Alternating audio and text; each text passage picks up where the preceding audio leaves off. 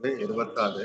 சத்பாவே சாதுபாவே சாய் சத்இதி ஏதத் பிரயுஜ்யதே பிரசஸ்தே கர்மணி ததா சத் சப்தக பார்த்த யுஜ்யதே. சத்பாவனை சாதுபாவனை என்னன்னு பகவான் சொல்றார். இறைவனுடைய திருப்தி தான் செயல்பாடுகள்ல முதல் முக்கியம். நல்ல செயல்கள்ல பகவான் திருப்தி அடைகிறார். நம்முடைய திருப்தி தீய செயல்களாகத்தான் இருக்கும். நமக்கு கிடைக்கிற பலனும் சத்தாக கருதப்படாது. சத் அப்படின்னா தீயதுன்னு அர்த்தம். நிலையற்றது, தீயது. ஜட உலகத்துல விருப்பப்படும் பலன் யாவும் தற்காலிகமானது. எனவே அறிவார்த்த உலகத்துடைய நேரடி அர்த்தம் பார்த்தா இறைவனது சத் எனும் உயரிய நாமம் உள்ளது எனும் அர்த்தத்தில் பயன்படுத்தப்படுகிறது. மங்களமாக உள்ளது. மேலும் போற்றத்தக்க எல்லா செயல்களிலும் சத் சப்தம் கண்டிப்பாக சேர்க்கப்படுகிறது. உலகில் தெளிவு பெற்ற அடியார்கள் எதை செய்தாலும் இறைவனுக்கு சமர்ப்பிப்பார்கள். நமக்குள் நான் எனது இரண்டும் இருப்பதால் இறைவனுடன் செயல்பட முடியவில்லை. இறைவன் என்றாலே நம்பத்தக்கவரை ஒழிய ஆராயத்தக்கவர் அல்ல. கர்மம் எத்தனை நல்லதாக இருந்தாலும் தனக்கு என்ற எண்ணம் வந்துவிட்டால் அதில் தோஷம் வந்துவிடுகிறது. அர்ஜுனன் போரிட வேண்டும், அது கொலை தொழில், மிகவும் கேடானதுதான்.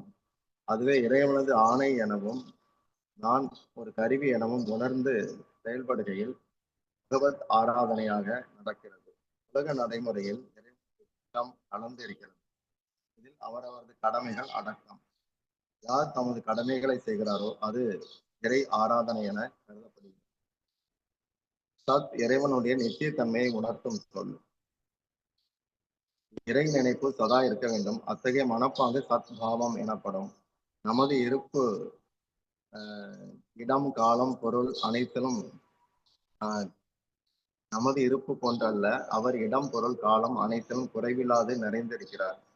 சாதுபாவே என்கிறார் கிருஷ்ணர். சாதுபாவே என்றால் பரமாத்மாவை அடைவதற்கான தன்மைகள் கொண்டவர். அதாவது திதிக்ஷா, காருண்யா, பொறுமை, கருணை முதலிய நற்பண்புகள் சாது பாவனை எனப்படும்.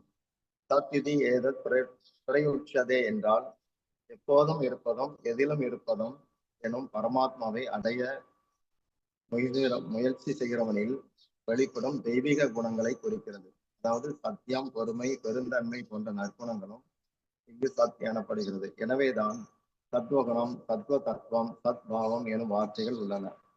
பரமாத்மாவை அடைவதற்கான சாதனைகள் செயல்கள் அனைத்தும் பிரசஸ்த கர்மணி, அதாவது போற்றத்தக்க செயல்பாடுகள். உபநயனம், திருமணம், அன்னதானம், பூமி தானம், கிணறு குளம் வெட்டுதல், பாதை அமைத்தல், சத்திரங்கள் கட்டுதல், ஆலயம் கட்டுதல் போன்ற பொது காரியங்கள் போற்றத்தக்க செயல்பாடுகளாக பகவானால் சொல்லப்படுகிறது.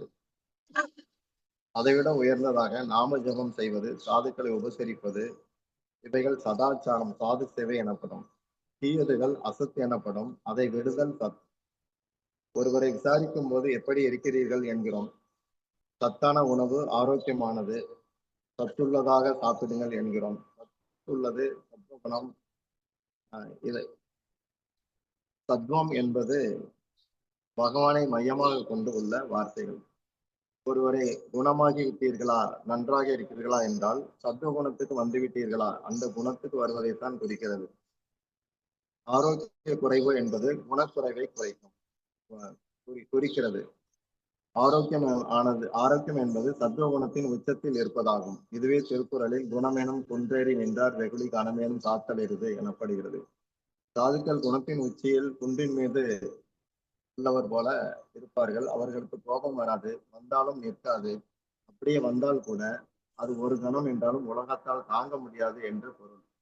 பகவானுக்கு தொடர்புடைய கர்மங்கள் யாவும் சத்கர்மங்கள். அவை போற்றத்தக்கது. பகவானை அடைவிக்காமல் பிரம்மலோகம் வரைக்கும் செய்யும் கர்மங்களும் உண்டு. அது சத்கர்மம் அல்ல. எனவேதான் கீதை 8:16 ஆ பிரம்ம புவனாலோக புனர் ஆவர்த்தினோ அர்ஜுனா என்கிறார். பிரம்மலோகம் வரைக்கும் பிறப்பு இறப்பு கண்டிப்பாக உண்டு என்கிறார். தன்னலம் செருக்கு இன்றி பிரத்தியாரது நன்மையை கருதி செய்யப்படும் கர்மங்கள் போற்றுதலுக்குரியது. மங்கள செயல்கள் ஆன்மாவை இறைவனிடம் தொடர்பு மங்களத்தால் ஆனதல்ல.